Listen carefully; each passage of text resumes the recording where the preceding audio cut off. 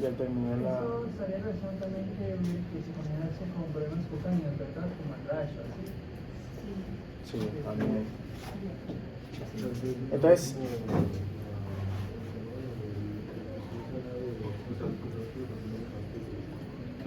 Sí, también está indicado. ¿Para qué? ¿Pasilla para crecer el oral cabello? y después... No, eso sí, ahí sí tiene repercusión sistémica. Pues ya hay riesgo de infecciones graves, pero porque normalmente de lo que yo sé, autorizado para crecimiento de ellos es tópico.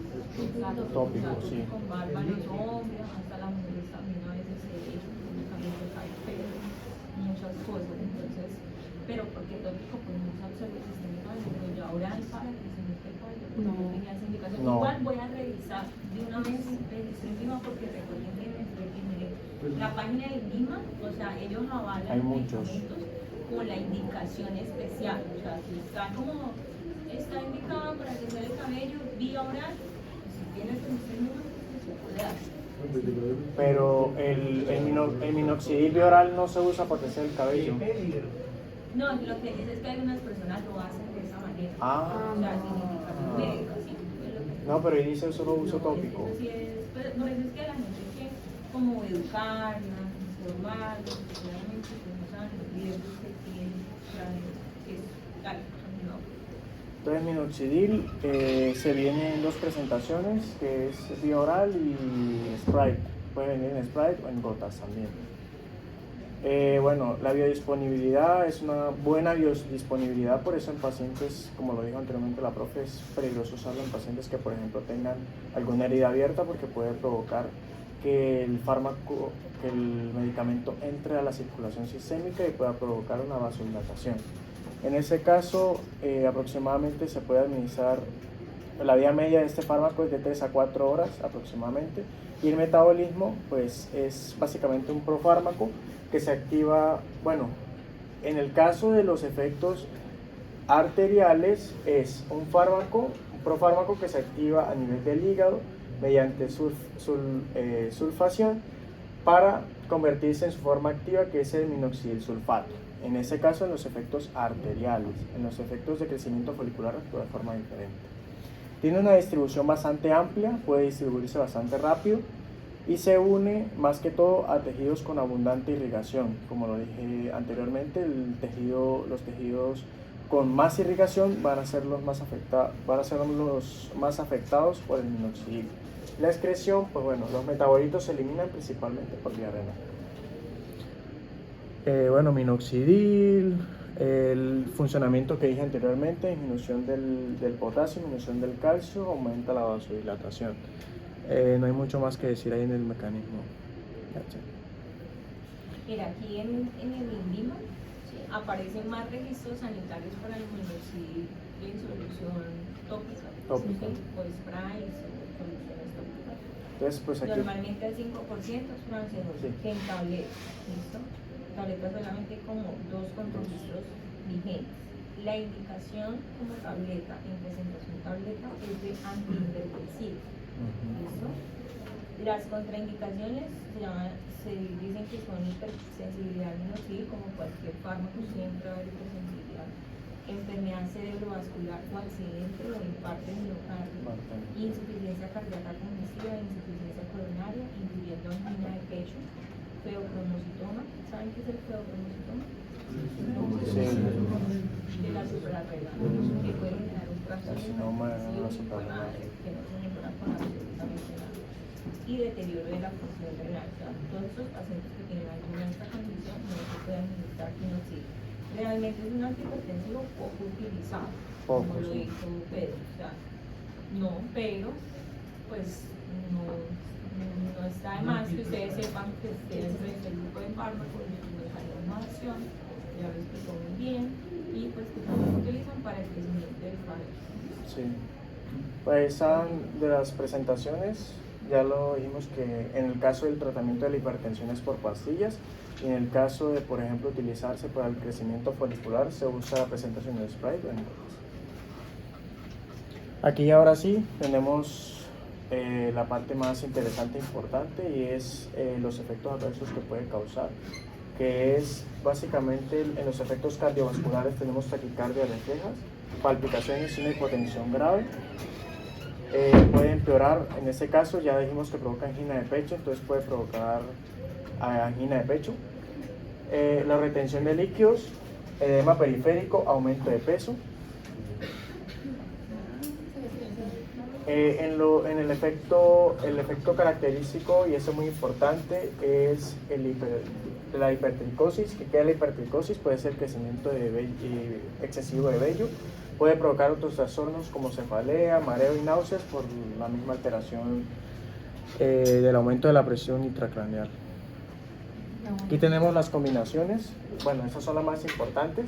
En este caso es por eso que la hidroclorotiazida es tan importante, porque si se dan cuenta la hidroclorotiazida es la que más interacciones farmacológicas, combinaciones se pueden dar, en este caso con los IECA y los ARA2, son los que más combinaciones tienen, entonces podemos combinar, estos son de primera línea, enalapril, captopril y perindopril se pueden utilizar con diurético tiazídico, en este caso hidroclorotiazida, enalapril y captopril para poder aumentar los efectos del IECA.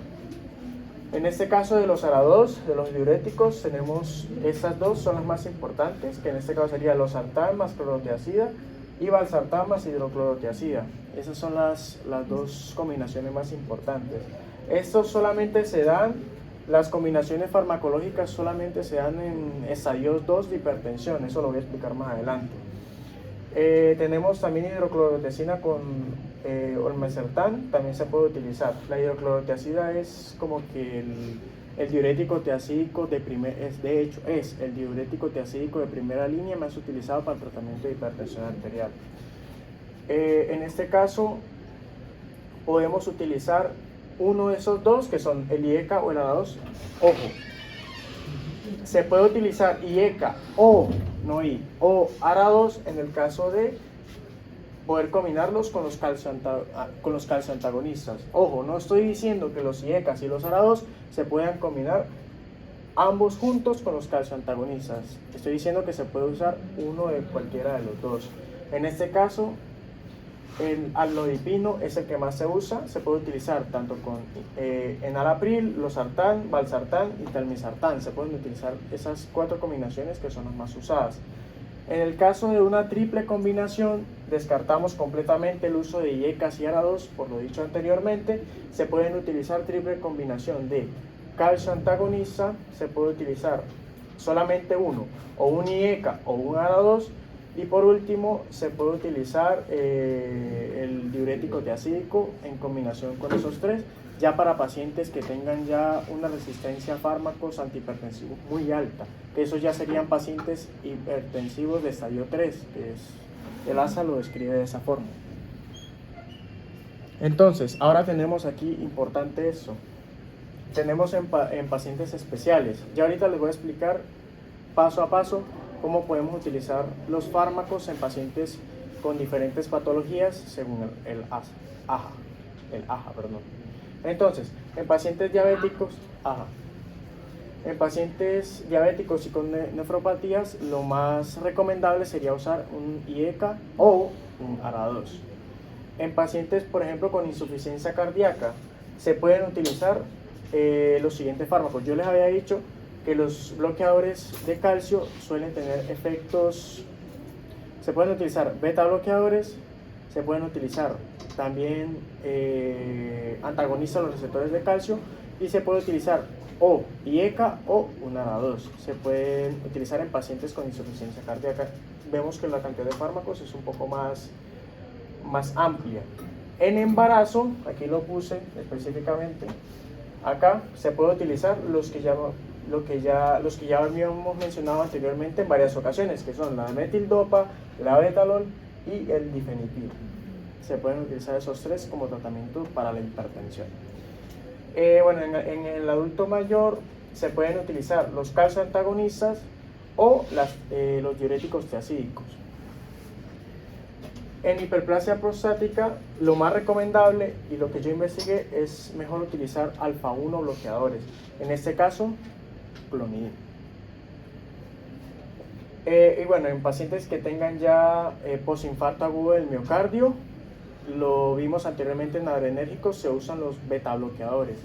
El fármaco más utilizado en este caso sería el carvedilol. Carvedilol como fármaco para pacientes con infarto agudo del miocardio y que van a ser tratados posteriormente. Entonces también se pueden utilizar antagonistas de los receptores de calcio y también se pueden utilizar IECAs en este caso. Entonces, bueno, esa parte no es tan relevante para no tratar mucho. Aquí tenemos entonces el tratamiento según la guía. Entonces tenemos primeramente tratamiento con monoterapia en pacientes de estadio 1. Estos pacientes de estadio 1, lo principal y lo que ya habíamos hablado anteriormente es que ese tipo de pacientes lo más recomendable es tratarlos con un fármaco, monoterapia, por eso se dice monoterapia, en este caso o un IECA o un ARA2. Y bueno, en este caso no utilizamos complementadores como calcio antagonistas, sino que lo que hacemos básicamente es controlar la presión arterial con un solo fármaco, con cualquiera de los dos, y por consiguiente hacer dieta, ejercicio y una buena alimentación, hacer actividad física y reducir el consumo de sal. Por consiguiente tenemos entonces la terapia doble. En este caso se usa en pacientes de estadio 2. Estos pacientes de estadio 2 con una presión arterial muchísimo más elevada, ya mi compañera les explicó los valores de presión arterial, acá los puse también para que los tengan en cuenta. Tenemos que se puede utilizar en combinación un IECA o un ARA2 más un complemento, que en este caso puede ser un calcio antagonista o también puede ser un diurético tiacídico. Por eso se dice terapia doble en pacientes de segundo estadio. Por consiguiente tenemos ya lo último, ya lo que se usa literalmente cuando ya el paciente es ya muy resistente a los fármacos, que son la terapia triple. Ya les dije las combinaciones que se pueden enviar: IECA o ARA2, bloqueadores de los canales de calcio y un diurético tiacídico. Esa es la combinación ya de 3 fármacos, ya es lo último que se utiliza. Si el paciente no responde, viene esa parte de acá que es la hipertensión resistente. En la hipertensión resistente se pueden utilizar, pero ya prácticamente el paciente, cuando ya sufre mucha tolerancia a los antihipertensivos, se pueden ver el caso en llegar a incluso usar a 4, casi no es muy común que se llegue a 4, pero sí es bastante, bueno, puede pasar que un paciente necesite hasta de 4 fármacos para poder disminuirle la presión arterial. Entonces, ¿qué tenemos aquí? Pues básicamente eso es como un resumen de todo lo dicho anteriormente, de cómo podemos aplicar la fórmula, el algoritmo de la AHA para poder tratar la hipertensión arterial. Entonces, es eso básicamente el resumen de lo anterior. El resumen, o sea, estaría más que todo como actualización en las cifras de la presión arterial, ¿sí? Para diagnóstico de hipertensión arterial en general, ¿listo? Entonces, para diagnosticar hipertensión arterial, inicialmente pues, en el estadio 1, se dice que cifras mayores de 130-80 ya se puede considerar un paciente hipertenso. Pero no quiere decir que de una vez vamos a iniciar tratamiento farmacológico, a no ser que este mismo paciente, con estas mismas cifras de 130-80, tengan un alto riesgo cardiovascular. ¿Cuáles son los riesgos cardiovasculares? Los riesgos infarto. Obesidad. Obesidad. Obesidad. Okay. El aumento del perímetro abdominal en obesidad, una más de 90 en hombres, más de 80 mujeres, no me acuerdo si estoy bien con ese dato. Sí. Claro, el riesgo de, por ejemplo, de epidemias, aumenta el riesgo cardiovascular, el tabaquismo aumenta el riesgo cardiovascular, el sedentarismo aumenta el riesgo cardiovascular, la diabetes o otra enfermedad de base aumenta el riesgo cardiovascular, sobre todo metabólica. ¿Listo? Entonces, cuando tienen alguna de estas patologías de base, o sea, cuando aumenta el riesgo cardiovascular, sí debería iniciarse el tratamiento farmacológico. ¿Listo?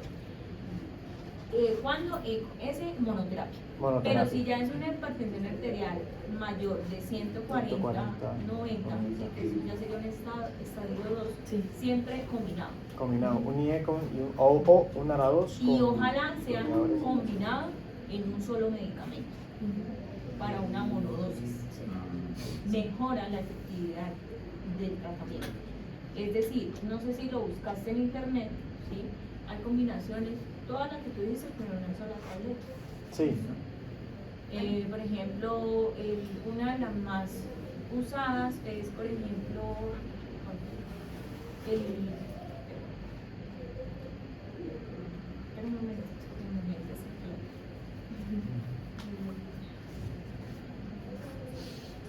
el Diovan. ¿Listo? El Diovan es un medicamento muy utilizado últimamente como para este tipo de personas. El Diovan HCT, que es Diovan ese es valsartán más hidroclorotiazida.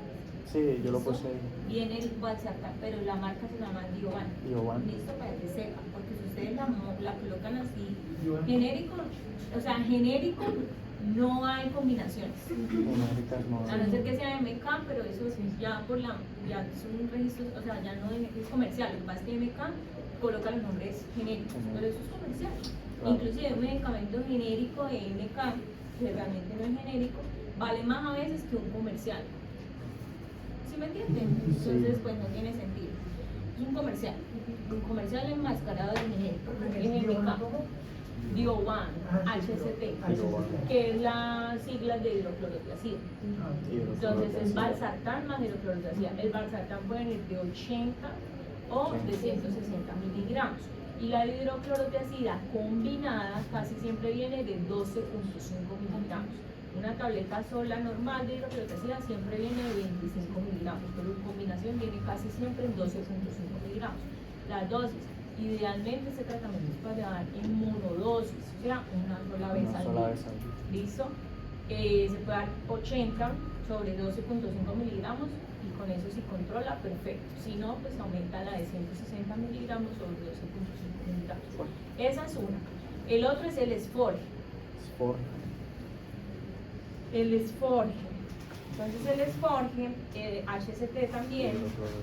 El Sforge, Forge, ¿sí? HCT, que es la sigla de hidroclorotiazida, viene en combinación de valsartán más amlodipino más hidroclorotiazida. Valsartán de 160 miligramos, amlodipino de 5 miligramos, hidroclorotiazida de 12,5 miligramos. Una... Listo. ¿Qué? O sea, en ese caso sería una terapia de 3. Triple, eso ya sería para una hipertensión en estadio 3. Estadio 3. O estadio 4 más otro Ajá, antihipertensivo. más ¿o otro cuál? antihipertensivo. Otro antihipertensivo que se puede usar, beta bloqueadores. Beta bloqueado O una clonidina. por ejemplo. Yo lo Cuando puse son lo de de pacientes difícil mayores. manejo, de Difícil manejo, sí. Listo, entonces, eso según lo saben, con indicaciones específicas. Listo, porque en un diabético no se puede dar o no se recomienda, o sea, se recomienda sobre todo dar IECAS o ARA2 y no se recomienda dar hidroclorotiazidas o beta bloqueadores. ¿Por qué? Hidroclorotiazida porque, bueno, en ese caso aumentaría, bueno, disminuiría mucho la bulimia. En ese caso, yo diría que es por, es que no estoy seguro de esa Creo parte. que es por la protección hepática. Por- Tiene lo también. mismo, por la protección hepática que tienen los triglicéridos. O sea, eso es- No, o sea, sí, no, yo no estoy discutiendo el uso de IECA ARA2, eso está bien. Que por qué no se puede dar hidroclorothiazida y beta bloqueadores en diabéticos hipertensos, o no se debería dar. El riesgo, ¿Qué? el riesgo de nefropatía. Ajá, las hidroclorothiazidas aumentan el riesgo de daño renal en un paciente diabético. Un paciente diabético es un paciente potencialmente con alto riesgo de enfermedad renal, porque la diabetes es una enfermedad de la microvasculatura, ¿listo? En general, desde el pelo hasta el dedo del pie, ¿listo? Y la del riñón, pues principalmente es vascularizada, entonces hay daño en la microcirculación, ahí que se va a dañar primero el riñón, ¿listo? Entonces, por ende, deberíamos de evitar fármacos que aumenten el riesgo de nefrotoxicidad como las presentes, por favor. Otra recomendación, otro consejo que ustedes cuando vayan van a ser futuros médicos generales y hagan consulta de crónicos. No formulen un diabético con hidroclorotiazida. No formulen un diabético con hidroclorotiazida. Hay muchas otras opciones. Inclusive hay antidiabéticos orales nuevos que se están utilizando como cardioprotectores. ¿Listo? Que no sé si lo hablan ustedes o les van a hablar los de fallo, pero los tienen que hablar. Que son los SGLT1. Exactamente. Pero también en algunas veces en diabéticos se utilizan como en hipertensión. ¿Listo? Otro, ¿por qué los beta bloqueadores en diabetes no? Beta bloqueadores en diabetes.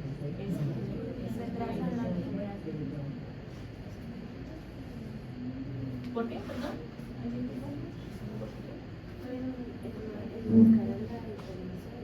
Porque enmascaran la imposición. Profe, Exactamente. también, Porque o sea, recuerden que los beta bloqueadores que hacen a nivel pancreático, recuerden, no son lo mismo. bloqueadores en el páncreas. Nada me olvidé del primer corte. Aumenta la resistencia a la insulina. Aumenta la resistencia a la insulina. Los beta bloqueadores aumentan la resistencia a la insulina. De una otra manera sí, pero no los que generan.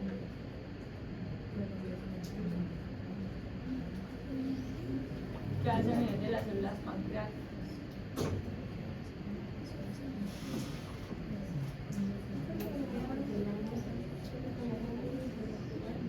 Exacto.